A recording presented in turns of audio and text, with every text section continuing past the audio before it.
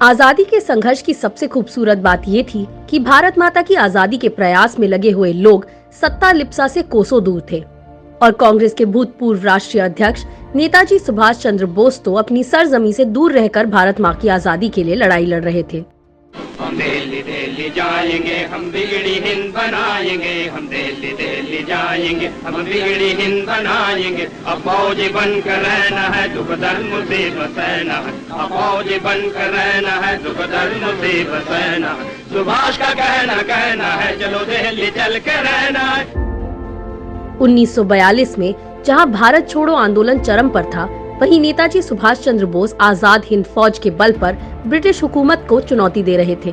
दरअसल दूसरे विश्व युद्ध में जापान के हाथों ब्रिटेन की हार हुई और ब्रिटेन की तरफ से लड़ने वाले हजारों भारतीय सैनिकों को जापान में बंदी बना लिया गया। कैप्टन मोहन सिंह की देखरेख में इन सैनिकों को आजाद हिंद फौज में शामिल कर लिया गया। 4 जुलाई 1943 को जब सिंगापुर की सभा में नेताजी को आजाद हिंद फौज का सुप्रीम कमांडर बनाया गया, तो उन्होंने उन सैनिकों को संबोधित करते हुए कहा, I am confident that with the help of my countrymen in East Asia, I shall be able to organize such a gigantic force as will be able to sweep away the British power from India in conjunction with those who have already been fighting at home.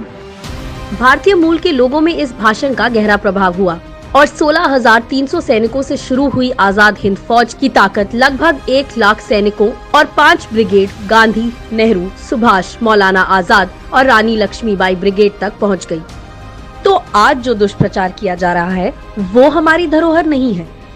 हमारी धरोहर आजाद हिंद फौज का ये सुनहरा इतिहास है, जिसकी 2 brigade का नाम नेताजी ने गांधी जी और नेहरू जी को समर्पित किया था, क्योंकि नेताजी ये भी जानते थे कि गांधी, नेहरू, मौलाना आजाद की तिकड़ी देश में भाईचारे को कायम रख सकती है।